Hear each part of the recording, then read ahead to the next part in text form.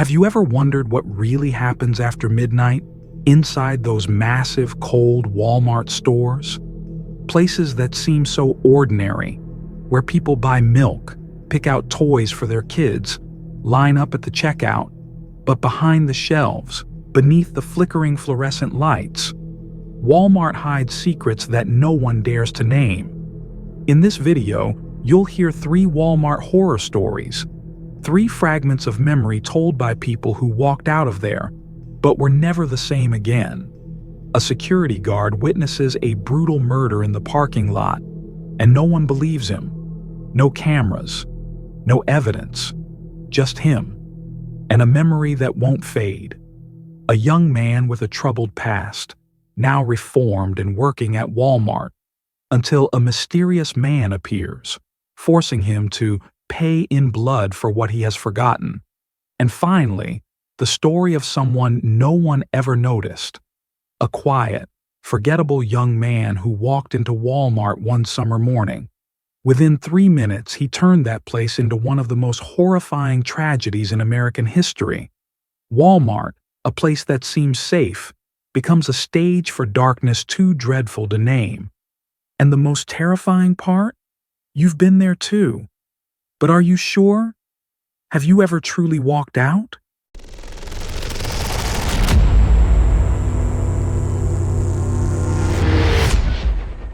Edgar Miles, 42 years old, lived a life no one remembered. No wife, no children, nothing that would make someone ask, "Hey, how's he doing?" He lived in a small rented apartment on the 2nd floor of a rundown housing block, exactly a 14.5-minute walk from the Walmart store. That's where he worked every night, from midnight to 6 a.m., under the title of security guard, though in truth, his job was just to keep things from getting worse. Edgar didn't have big dreams. He preferred the grainy black and white screens of the surveillance monitors to any modern TV. He liked the silence, the deep silence of the night, not because it was beautiful, but because in it, no one expected anything from you. That night began like any other. A few coach buses pulled into the long, dark parking lot. The hallway lights flickered like they were on their last breath. Jerry, the other night shift guy, sat in the control room wearing headphones, watching police videos on YouTube. Edgar threw on his heavy jacket, reached for his last pack of Marlboro, tapped on the glass window, and said, "I'm heading out for a bit." "Yeah," Jerry said without looking up. It wasn't cold enough to freeze, but the air held that dampness particular to this town. The kind that crept into your collar, behind your ears, and made you feel like you were being watched.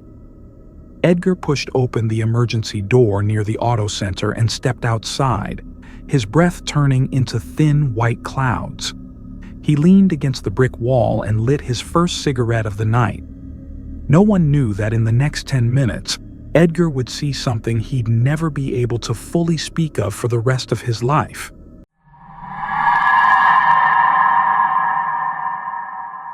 Edgar stood leaning against the cold concrete wall, his hand trembling slightly as he lit his cigarette. The first drag always brought with it a strange sensation, like coming back to life, and dying a little more at the same time. He took a long pull, closed his eyes, and listened to the buzzing of the high-pressure sodium lights, the kind of sound only night shift workers recognized, like the heartbeat of their own quiet world. The parking lot stretched out before him, a gray, desolate expanse. A few scattered cars lay around like dead fish washed ashore after a storm. The sickly yellow light from the lampposts cast faded streaks across the asphalt. Some bulbs had died completely. Others flickered weakly, as if gasping for their last breath. Then Edgar saw it. At the farthest corner of the lot, about 100 meters away, there were 2 cars, facing each other. No, not facing, back to back, their rear bumpers nearly touching. One was a shiny black SUV, large and pristine. The other, a beat-up silver sedan, probably early 2000s. One of those cars that people drive and never bother to wash again. Edgar frowned. The scene wasn't unfamiliar to him. Walmart lots often had teenagers pulling up to smoke weed, exchange something, sometimes even bodies. But this felt different. 3 men were standing around the open trunk of the SUV. They weren't laughing, weren't talking, just nodding, exchanging glances in silence. One man in a black hoodie was crouched down, holding something that looked like a cloth bag. The second guy wore jeans, stood near the sedan. The third stood slightly off to the side, wearing a baseball cap. His face was hidden. Edgar squinted. Even without a clear view, he knew that kind of invisible-at-night energy. Quiet, coordinated. Not like the loud kids revving engines. This had purpose. The man near the sedan stepped toward the SUV's trunk.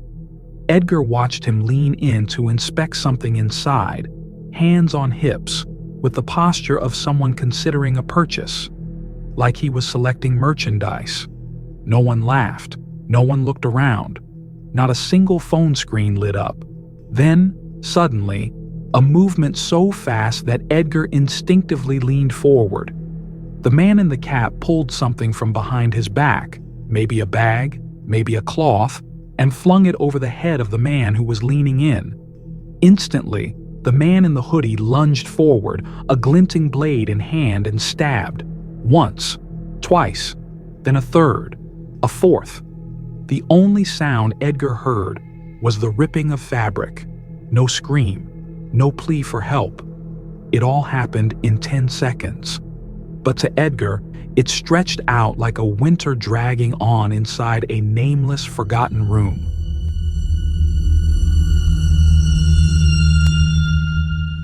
Edgar didn't quite remember what happened in the first few seconds after that.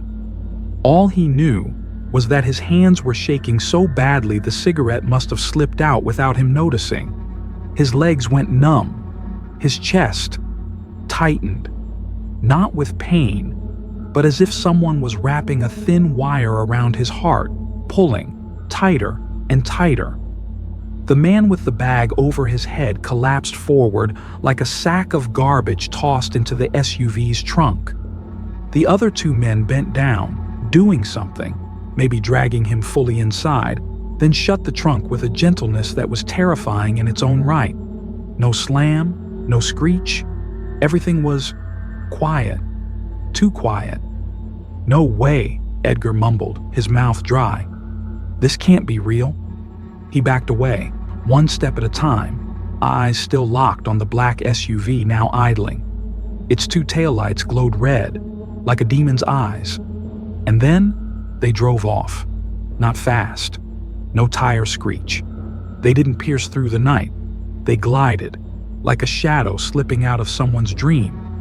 Edgar stood frozen, nailed to the ground, until a faint plop, a drop of water falling from the drain pipe above, splashed onto his sleeve and snapped him out of it. He gasped, like a drowning man breaching the surface. "Run!" That word exploded in his head like a siren. "Run!" Edgar turned.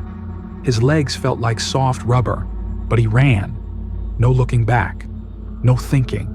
No breathing.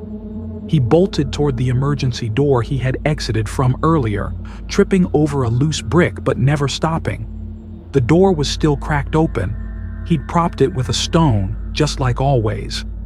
As his hand reached the door handle, screech! The piercing sound of tires behind him. He didn't need to look. He knew the SUV had turned, maybe circling back, maybe stopping, or worse. He burst through the door, yanked it open like he feared it might vanish if he hesitated. The door slammed into the wall with such a bang that Jerry, inside the security room, jumped up. What the hell was that? Edgar didn't answer. He just stood there, back pressed against the door, sweat pouring down like he'd just stepped out of the shower, hands trembling uncontrollably. Call the police," Edgar gasped. "Somebody was murdered out there. They killed him and stuffed the body into a car. I saw everything." Jerry stared at Edgar like he'd just been hit in the head. But Edgar's eyes the way his pupils shrank, the way his hands clutched the edge of the desk like a man going under, made him believe immediately. Jerry grabbed the phone. Edgar collapsed into the chair, hunched over, his hands gripping his head. But right then, what truly scared him wasn't the scene he had just witnessed. It was the question that rose in his mind, soft as the wind, but cold enough to freeze his bones. Do they know I saw them?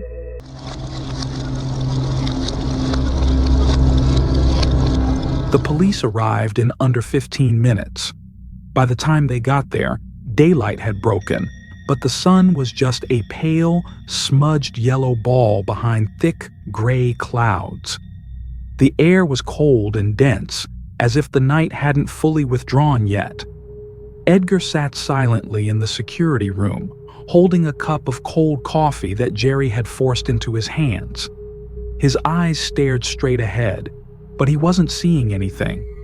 Everything inside him seemed stuck in that one moment, the moment the man was stabbed, the glint of the blade under the light, and unable to move forward. Two officers, one young, one older, questioned him in detail. He spoke clearly, coherently, piece by piece. "Did you get a license plate?" "Number too far." "Did you see their faces?" "Number..." They stood under a dead light. "Any blood? Any trace? Anything they left behind?" "Number... nothing. Just... I saw it. I saw it." The young officer sighed. The older one stood in silence, watching the footage Jerry had rewound on the camera monitor. All they had were two indistinct shadows on the edge of the frame, a vague motion, and then nothing. No license plate, no faces, no clues. The old sedan was still in the lot, empty, locked, nothing inside. They filed a report, took the footage, patted Edgar on the shoulder and said, "We'll investigate." He knew they only said that because they had to. The next day, Edgar came back to work as usual. The emergency door had new hinges. The parking lot had been swept clean. No bloodstains. No unusual tire marks. No one came asking about a missing person. No one called in a report. No one searched for the man who had been stuffed into that trunk. It was as if nothing had ever happened at all. But Edgar knew. He knew what he had seen. And ever since that night, every time he walked past the emergency door, a chill ran down his spine.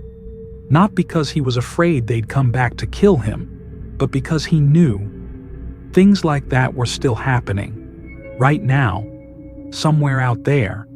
And maybe, just maybe, someday, their eyes would turn back toward him. From that day forward, Edgar never smoked out in the lot again. He stayed inside the surveillance room, watching the monitors, waiting for something to return. Or maybe it never left.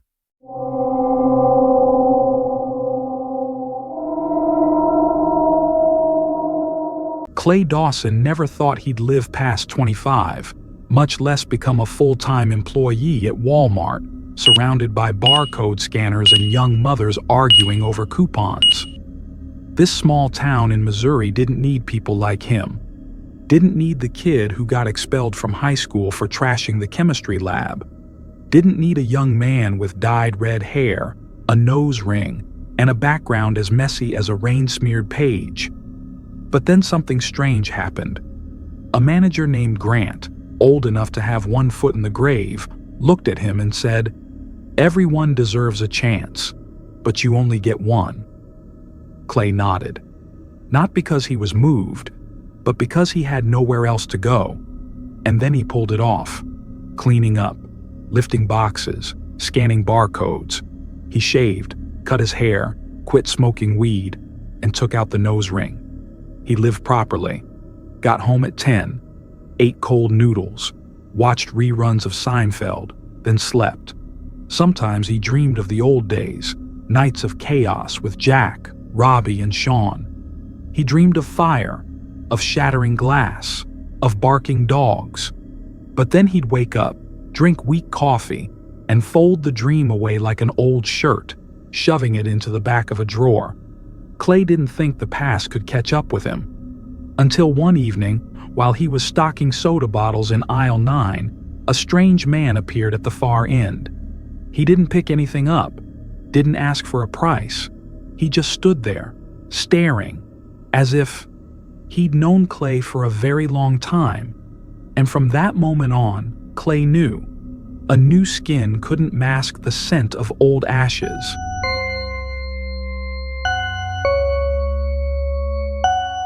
At first, Clay thought he was just another customer.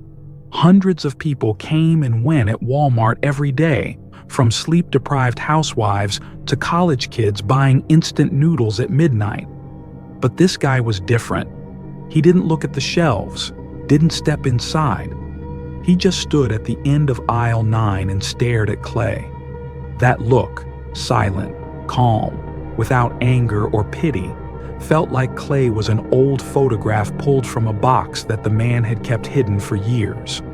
Clay swallowed hard, tried to act normal, and kept stacking Coke bottles on the shelf, but his heart skipped a beat. The man, he didn't know his name, said nothing, didn't blink. After a few seconds, he turned around and walked away. Clay thought it was over. He was wrong. The next day, the man came again, stood in the same spot, same way of looking, through the clothes, through the flesh, as if he knew exactly who Clay was. Not now, but then. On the third day, Clay started losing sleep. Every time he closed his eyes, that gaze burned into his memory. Not hateful, not deranged, but too aware. He began staring longer into the mirror each morning, as if trying to spot the part of his face that revealed his guilt. On the fourth visit, the man approached. No tap on the shoulder, no smile.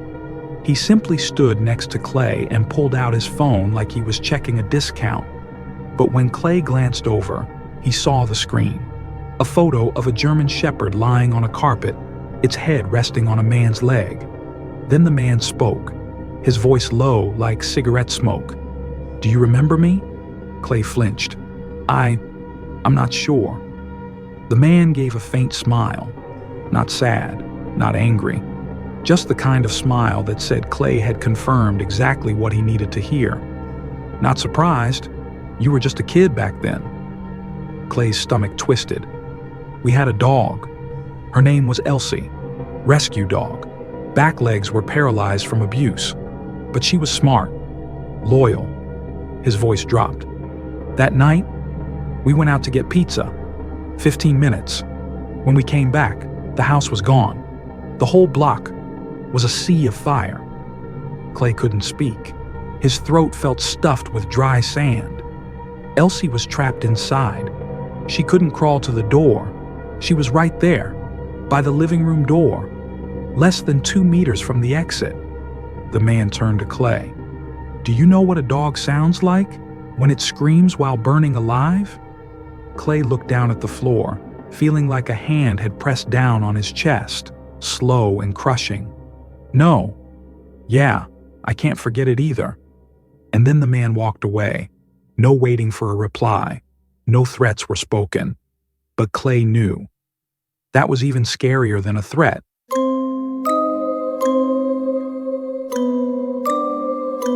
Clay woke up at 2:17 a.m., heart pounding like a war drum, sweat trickling down the back of his neck despite the October chill.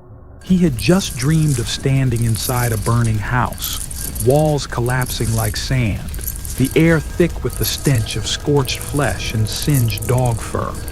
In the dream, there were faint whimpers, scratching at a door, and what jolted him awake was the click of a lighter, right behind his neck. He couldn't fall back asleep. That morning, Clay called in sick. He lied, said he had the flu. The manager didn't care. Walmart never ran out of people to cover shifts. That night, he wandered the town aimlessly, directionless. All he needed was to get away from that tiny apartment, from the bed that had turned into a nightmare machine. Away from him. But the man was already waiting. As Clay crossed the parking lot behind the abandoned grocery store, one of the flickering floodlights suddenly flared, and there he was, as if he'd never left. "Get in," the man said, voice soft as morning fog. "What do you want?" Clay asked, taking a step back. "It's not about what I want. It's about what must be done." A gun appeared in the man's hand, small, compact, dull silver. Clay saw the muzzle like an animal's eye, quiet but full of threat. There was no choice left. He climbed into the old silver pickup truck. No license plates, the cabin reeking of oil and metal. The man drove in silence. Clay didn't ask where they were going. He knew. This time, no one would come. No alarms. No cameras. No witnesses. Just him and the man, and whatever waited at the end of the road. They stopped at a dirt path leading into the woods. No lights, no houses, no cell signal, only wind, leaves, and the soft click of an old-fashioned lighter in the man's hand. "Do you remember the smell of smoke?" he asked. "That smell of fire burning through damp wood, scorched flesh, melting plastic." Clay trembled. He tried to swallow, but his mouth was as dry as ash. "Some things aren't meant to kill. They're meant to scar. You left a memory like that for me. Now I'm giving it back." The man pulled out a vintage car lighter, the kind you push in, wait for the click, then pull out with the coil glowing red hot. He pressed the button. Clay saw the orange-red glow reflected in his own eyes. "Not the eyes," Clay stammered. "Please, not the eyes." The man didn't answer. He just smiled, a tired, sorrowful smile, like he wasn't a person anymore, but a living wound fulfilling an ancient vow. Then the metal touched skin. Clay didn't even have time to scream. There were no words to describe what it felt like when your own flesh burns on your face. No vocabulary for the sound of skin sizzling and snapping like meat in boiling oil. When he collapsed out of the truck, face covered in mud and tears, he understood one thing. This wasn't death, but it was the point of no return.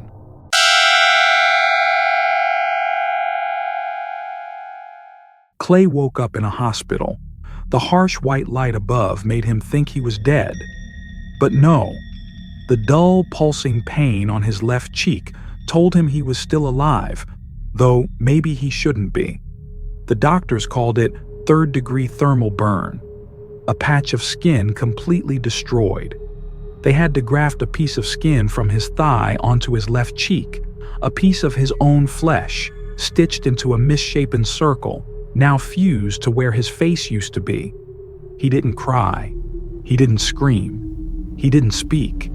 He just sat there, staring at the hospital room wall as if waiting for the man to come back. But no one came.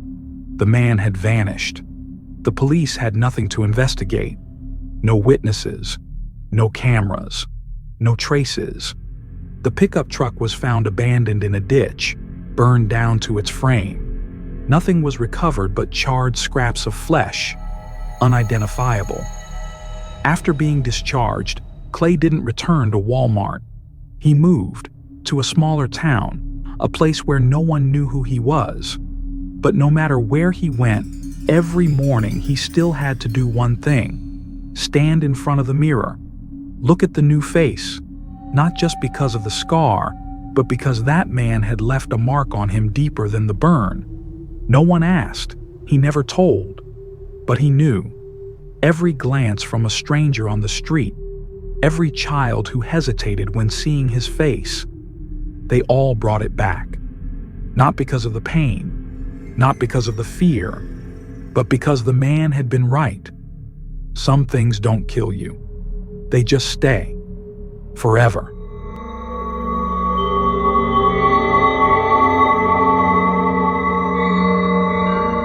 Derek Hanley had no friends, not the kind of quiet that comes from being too smart, nor the kind of weird that draws attention. He was just faint. He drifted through school years like a shadow barely clinging to the classroom wall, always there, but never remembered.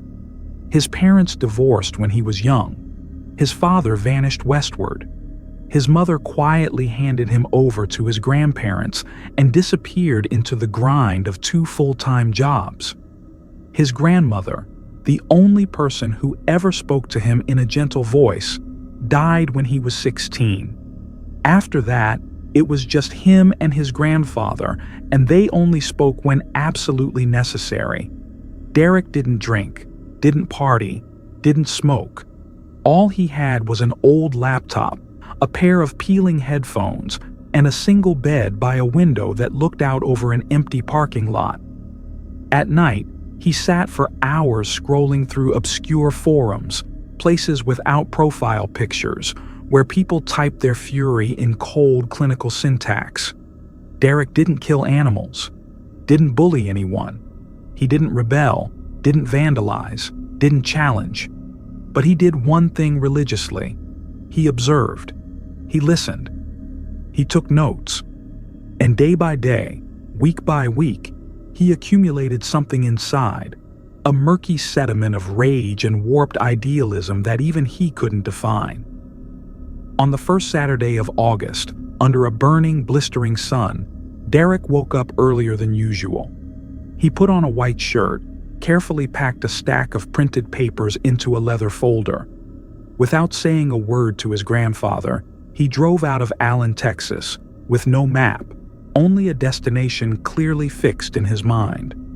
The car's clock would measure about 9 hours of uninterrupted driving. He played no music, made no calls. He just drove and thought, "No one notices me until I make sure they can never forget."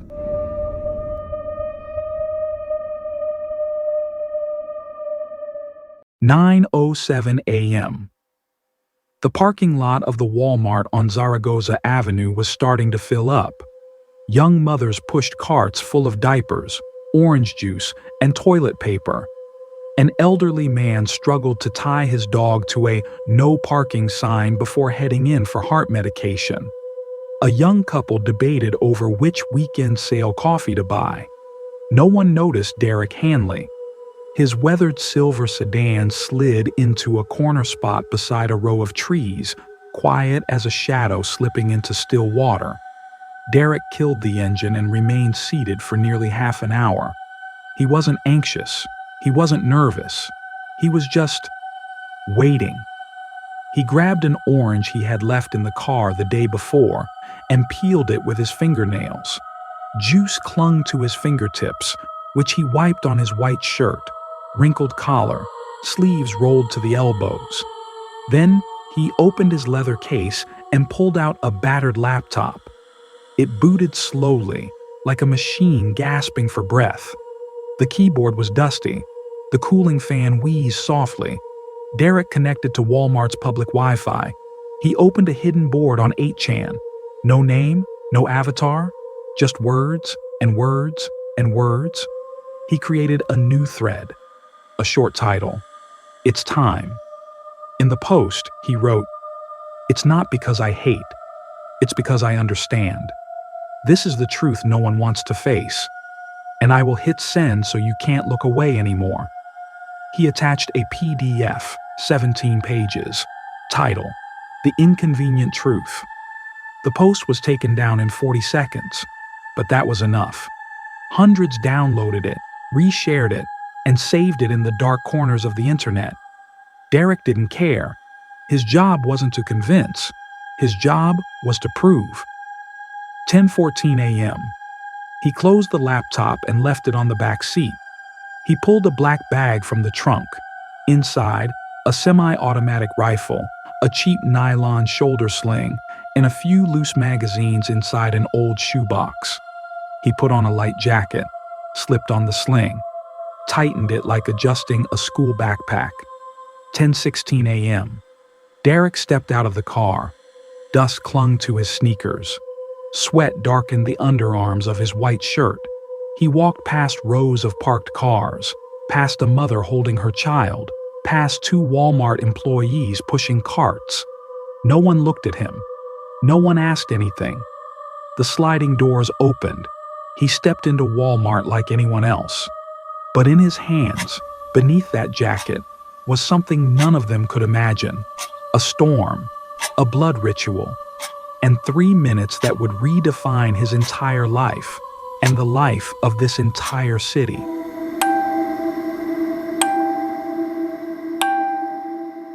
At 10:17 a.m., Walmart's sliding doors opened once more. Derek stepped inside. No one noticed, no alarm, no suspicious stares.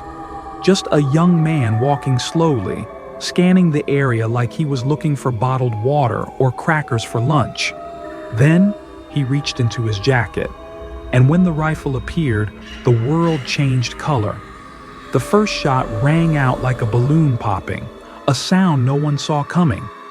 A woman collapsed near the produce section, an apple rolling from her hand, spinning through a pool of blood like a slow-motion scene in a film. A baby in a shopping cart screamed. The father turned, too late. Derek moved without haste, without panic. He didn't run, didn't shout. He just walked forward, firing as if checking off points on a map, step by step. The frozen food section, then home goods, then the pharmacy. People fled, slammed into shelves, trampled one another, abandoned purses, carts, even shoes. He didn't chase anyone. He just picked the nearest person, or maybe the one he found suitable. A college student shielded his girlfriend with his body. Both fell. A dairy aisle employee trembled behind a plastic cooler door, holding their breath as Derek's shadow passed by, until a gunshot shattered the door like it was made of glass. Total, 23 dead, over 20 injured, all in under 3 minutes. But strangely, no one heard Derek scream anything. No slogans, no manifesto, not a single word, only silence. The terrifying silence of someone who had thought about this for far too long, far too thoroughly, until it was no longer an act, but a ritual. 10:20 a.m.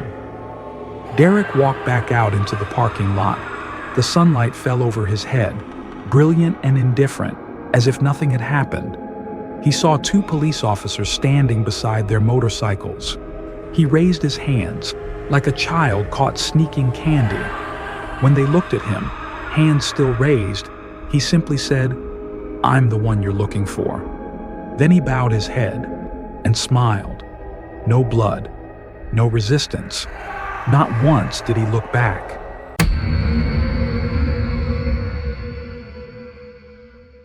He was taken away in silence, without handcuffs, because there was no need. He didn't resist. He said nothing except, "I'm done." In the interrogation room, he signed his full name, Derek Isaac Hanley, born July 27, 1998. His handwriting was clear and tidy, like a schoolchild carefully trying to earn good marks. He didn't ask for a lawyer. He denied nothing. He confessed to everything. The rifle bought online, the ammo pre-ordered 2 months prior, the interstate drive, and the manifesto.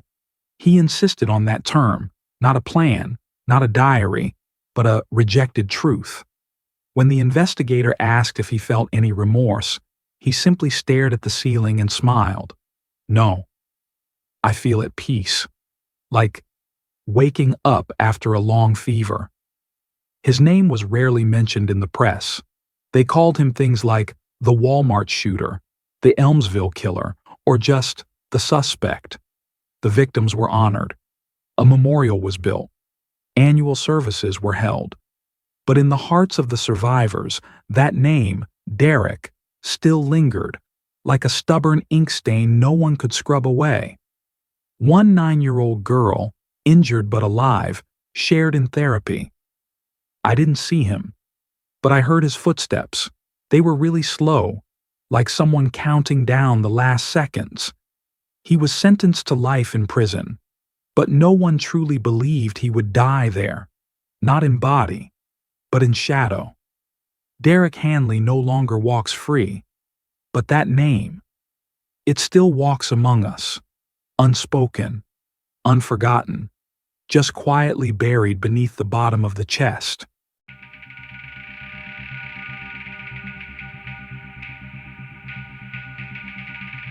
You've just heard 3 stories. 3 people walked into Walmart like it was any other day, and only one thing walked back out: the darkness.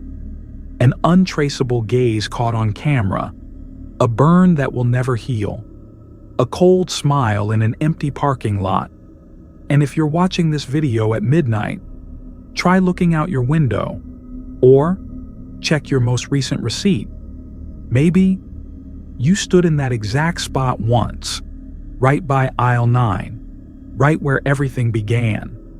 If you enjoy horror stories like this, those quiet truths hidden beneath supermarket lights, then please subscribe to the channel, turn on notifications, like the video, and share the story that made you never look at Walmart the same way again. Because who knows? Maybe your memory will be the next video. See you again in the sleepless nights to come.